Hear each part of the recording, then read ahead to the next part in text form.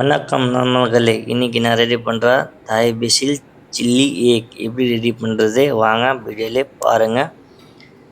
Video ஃபுல்லாக பாருங்கள், அப்படி தான் தெரியும். ஃபஸ்ட்டு நான் ஆனியன் சாப், கார்லிக் சாப், ஃப்ரெஷ் ரெட் சில்லி, பேசில், ஆனியன், டைஸ் கேப்சிகம் இதே மாதிரி கட் பண்ணுங்க.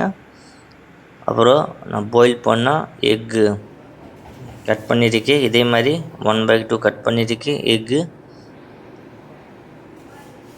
நெக்ஸ்ட் நான் பேட்டர் ரெடி பண்ணியிருக்கேன். பேட்டரில் மைதா 50 கிராம்ஸ், கார்ன்ஃப்ளவர் 50 கிராம்ஸ் போட்டு கொஞ்சமாக வாட்டர் போட்டு இதே மாதிரி லிக்விட்டாக வச்சு நம்ம எக்கு டீப் பண்ணி ஃப்ரை பண்ணோம் ஆயிலில்.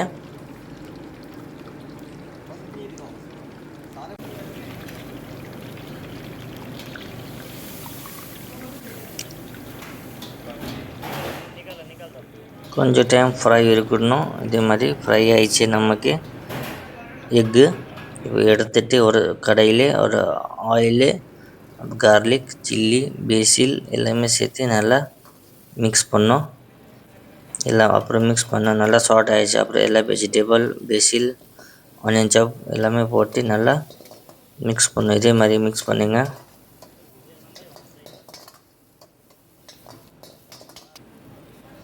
கொஞ்சமாக சில்லி பேஸ்ட், கொஞ்சம் ஒஸ்டர் சாஸ், கொஞ்சம் டொமேட்டோ சாஸ் எல்லாமே சேர்த்து நல்லா மிக்ஸ் பண்ணோம்.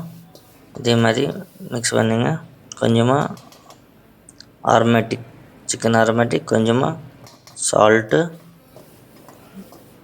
அப்படி மிக்ஸ் பண்ணுங்க. இதே மாதிரி மிக்ஸ் பண்ணுங்க.